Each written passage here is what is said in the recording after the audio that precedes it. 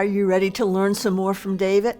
Last week he entered Adullam, and he learned all about his first lesson of compassion. That's needed in leadership if you're going to have people really listen to you. See, David had around him a group of men who were drifters and debtors, troubled and troublemakers. And if he had compassion, which he learned last week, he could tell them anything they needed to know, and they'd listen. But without compassion, without caring for the other person, let me tell you, nobody wants to hear what you have to say. That phrase, nobody cares how much you know till they know how much you care, that's really true with David and the lesson of compassion from last week. It's the basis of courage. No compassion, no courage. And courage is the second lesson that David's going to be learning this week. Courage, it's an act from the heart, an act of compassion that goes beyond what a normal person would do. And it's always on behalf of another person or a purpose. And it's the ability to lay down your life for another person. We're going to see David in 1 Samuel chapter 23 as this lesson is one that he learns through the people of Keilah and the Ziphites as he goes against a person who's declared himself his enemy, the King Saul. In 1 Samuel 23, the chapter starts out with David hearing that the city of Keilah has been attacked by the Philistines. Now, Keilah was a town about 6 miles southeast of Adullam, and it was a walled city, so there was no way that the people of the Philistines could get inside their city. However, the people of Keilah would spend their time raising a crop, harvesting it, and just before they were ready to bring it in, the Philistines would come down, raid, and take away all of their crops. David heard about this, and he thought, we ought to do something. You know, David was unlike a lot of us. He said, well, if God tells me to do it, I'll do it. Let me see if I can't get a word on the matter. No, David himself went to God and said, Lord, should I go down and rescue the people of Keilah? God said, go down, rescue them. He's got his men. He tells them, let's go. And God says, I want you to go down with me and attack the Philistines, rescue Keilah, because this is what God is telling me to do. Well, the problem was, this little town of Keilah, it was situated near several small Philistine cities. And his small army knew that if they went there, even if they could defeat the Philistines, King Saul would hear about it. He would hear about it, and then he would know their exact location and probably come straight to get them. And although David gave the command to save the Keilites after he had prayed about it and after he had a direct word from the Lord, the men were scared, and they protested. We are afraid here in Judah. How much more then if we go to Keilah against the armies of the Philistines? You see, they were not mighty men yet. They were hurting men, hopelessly beaten down, drowning in debt, and broken in soul. And they don't want to follow his instructions to go to Keilah. I mean, what's David to do? His army has grown to 600 now. Do you know what those odds are? It's David here, 600 men here, saying, we're not going. We are scared. Well, what do you think David did? I mean, he could call a committee. He could just change his plans. I mean, if nobody's going, I don't think I'll go by myself. He could try to convince them. Well, this is what the Lord has told me, and so I think this is what we should do. David doesn't do any of that. He doesn't change his mind or his plans because of popular opinion, and he does not even try to change their minds. You see, God does not act by a committee. It's okay for us to ask God again and to even question him, as long as we're like David and willing to follow directions once we get them. David prayed again, and God spoke. Said David inquired of the Lord. The Lord answered him, "Arise, go to Keilah, for I will deliver the Philistines in your hands." God spoke, that settled it. And so on the basis of that, David goes back to his men, showing great courage. He is willing to lay down his life now, not just for the people of Keilah, but if those 600 men turn on him, he has no chance against Saul. He's willing to lay down his life for this little town that he doesn't even know. And the men follow him. The men see that he has the word of the Lord, and they see him as a man of God now. Not just as an outlaw running, but they see him as one who seeks God. They follow him. They go to Keilah, and they defeat the Philistines. Oh, all is well, all is good. The people stay there, and they even go inside the city. But, and until, the danger that the men feared actually becomes a reality. Word gets to Saul that they're there at Keilah. And so Saul gets so excited. He said, "Oh, God has delivered David into my hands. He is inside of a walled city, and there is now no way he can get away from me." Yes, so he called his army together, and they start marching on to Keilah. Well, they didn't have telephones back then. They didn't have Skype or anything like that, but they sure had a way to get word around, and it didn't take long for David to find out Saul's on his way. He's going to get you. So David hears of Saul's plans, and he cries out to God again. "O Lord God of Israel, your servant has heard that Saul seeks to come to Keilah to destroy the city because of my sake.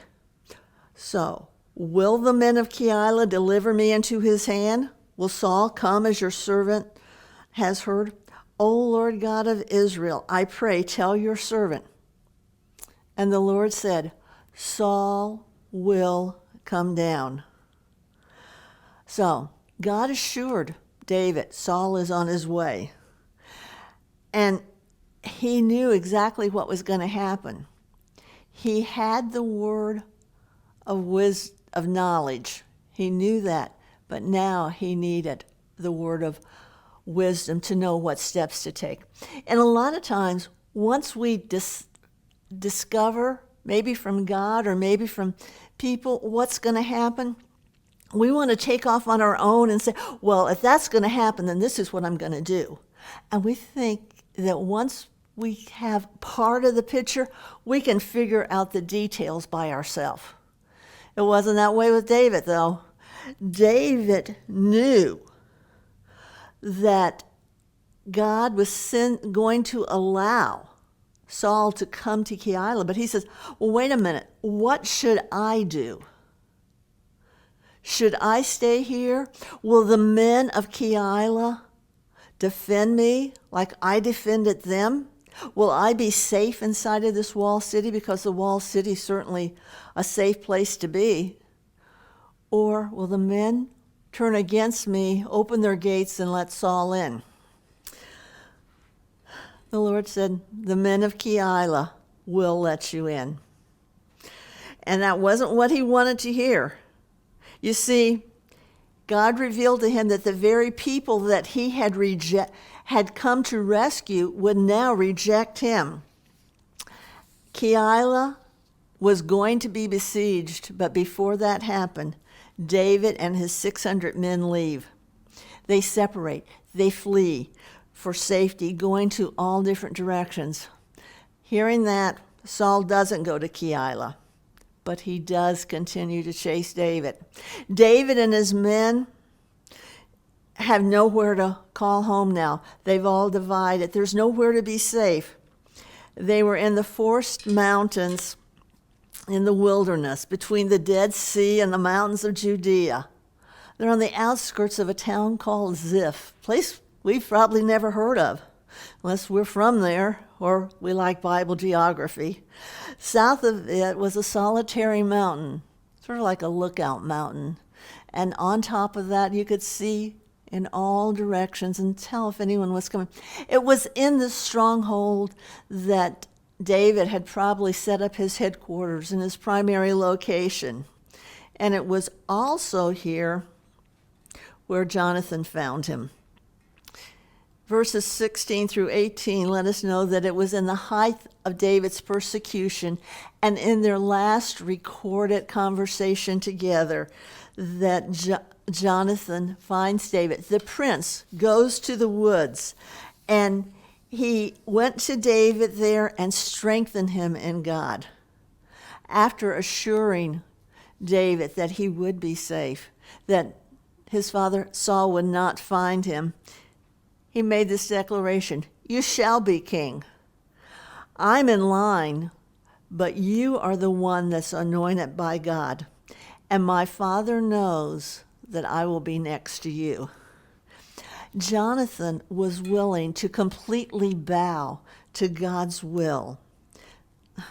And how human was his hope to think that when David was king, that he would be there standing beside this throne as David's trusted advisor and his dearest friend, even as he had been his true friend and steadfast one who David could always depend upon even while he was an outlaw. Well, we know that didn't happen because it wasn't long from this that Jonathan would die in battle and they'd never see each other again. But it was this love of Jonathan, of his friend, whose constant encouragement during the darkest time and his flight from Saul gave him the courage to go on. They made a covenant that was never forgotten, and it provided David courage to endure until the faithfulness of God's promise became a reality. Every David needs a Jonathan. We all need someone that we can turn to in our times of need. When things are dark, when it seems like there's no way out for us, we need someone to strengthen us so that we will have the courage to do everything that God's told us to do and believe for everything that he's told us will happen. See, Jonathan left. And Jonathan would never, ever betray his friend. But remember, I said that David's hideout was in a place, near a place called Ziph. Well, the people of Ziph were not quite so kind to David. And though he was called and though he was anointed, he was about to face another trial that would test his courage and test his faith in God. And it appeared that those who should have trusted him, those who should have believed him, were the very ones who set out to betray him. You see, the Ziphites came to Saul at Gibeah saying, "Is David not hiding with us in the strongholds in the woods?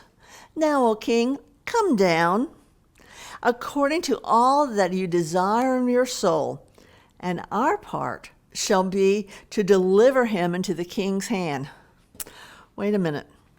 The citizens of Keilah had given up David because they were afraid of Saul. But these men of Ziph, what reason could they have? I mean, they were from Judah. They were part of David's own clan, and blood runs thicker than water in Israel. These were men that should have stood up strong for David, but instead, for no reason, they were going to hand him over to the enemies. David, in this danger, cried out in Psalms 54, asking God to save him from strangers who did not set God before them. You see, for no evident reason other than hatred of David and hatred of God did these men betray David's hiding place to Saul. And not only that, they even offered to assist in his capture. Saul was absolutely elated. Verses 21 through 23 of chapter 23 says, Saul said, "Blessed are you of the Lord, for you have compassion on me.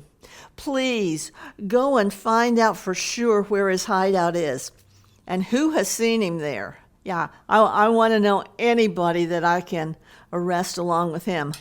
For I am told that he's very crafty. Find all the places where he hides and come back to me with certainty, and I will go with you.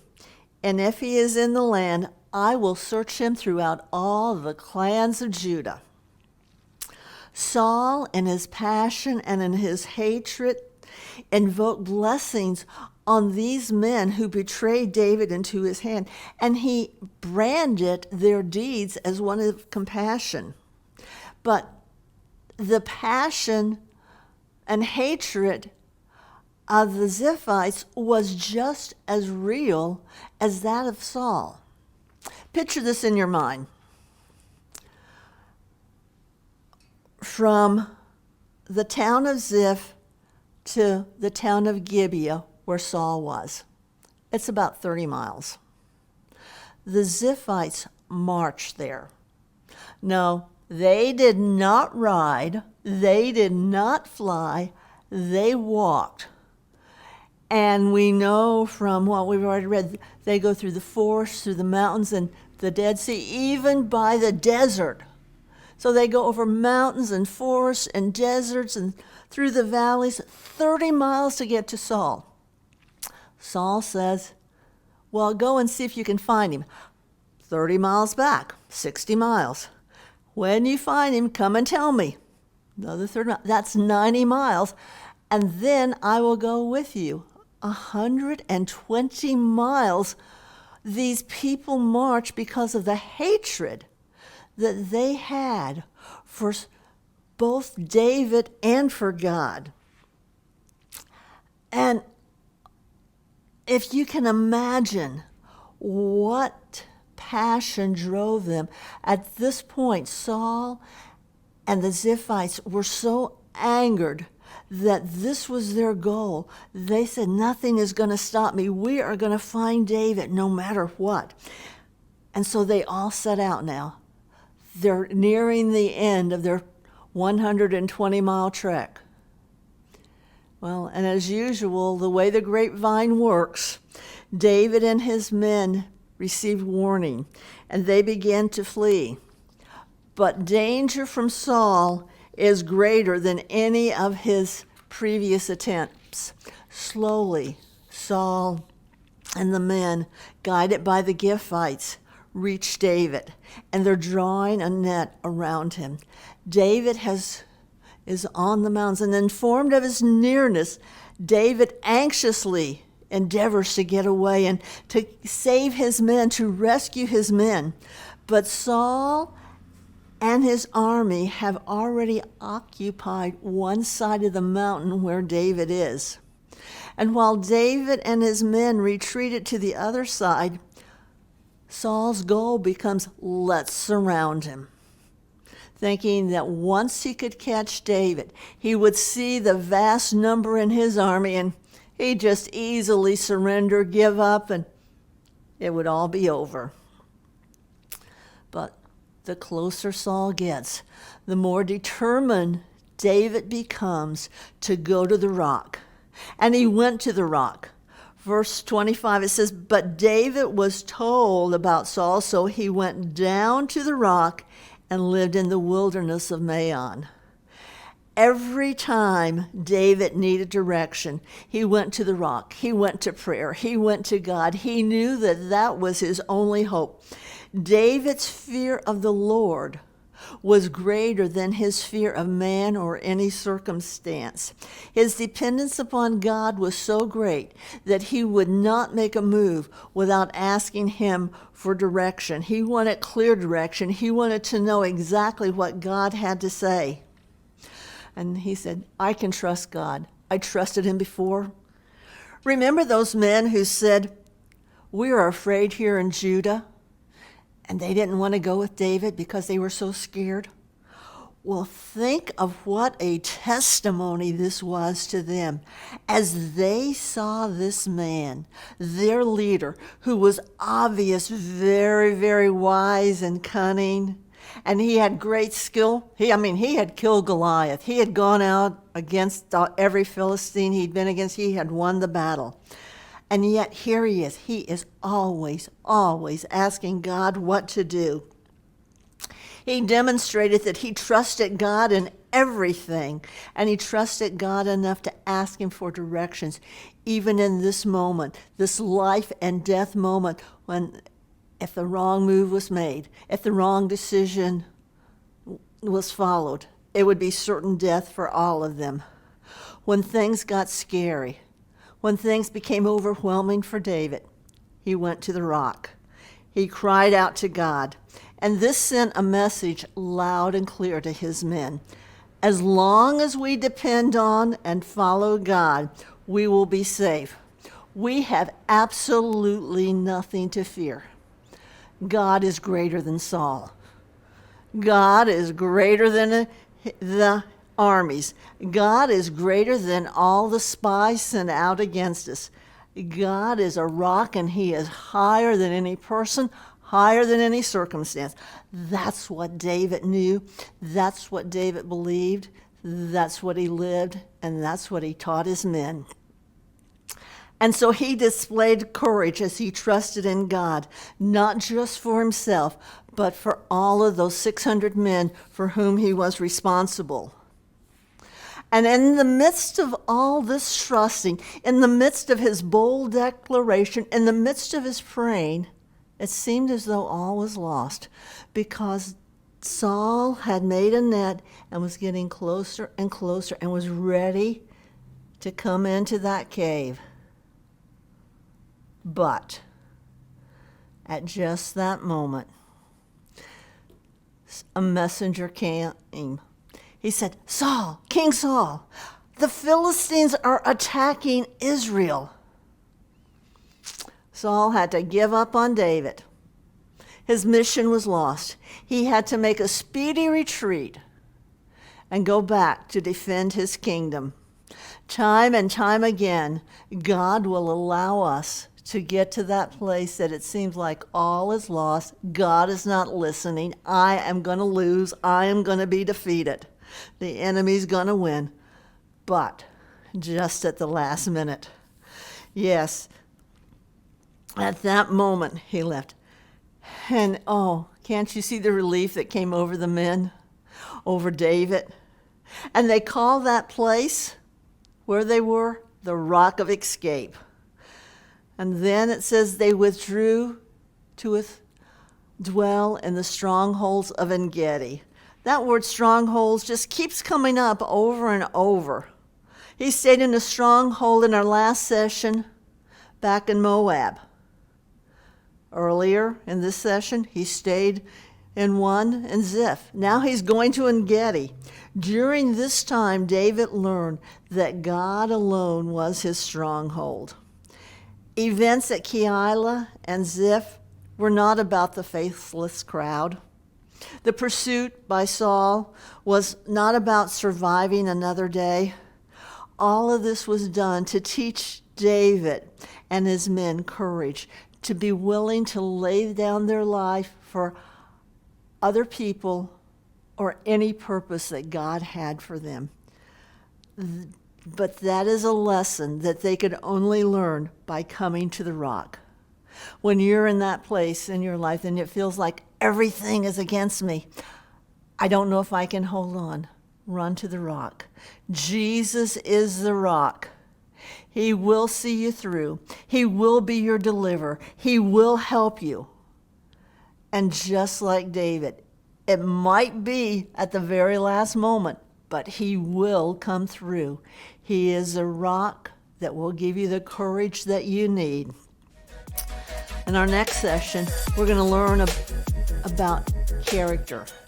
And character, as David's going to learn, lets us know that the ends do not justify the means. I hope that you'll be watching for that one.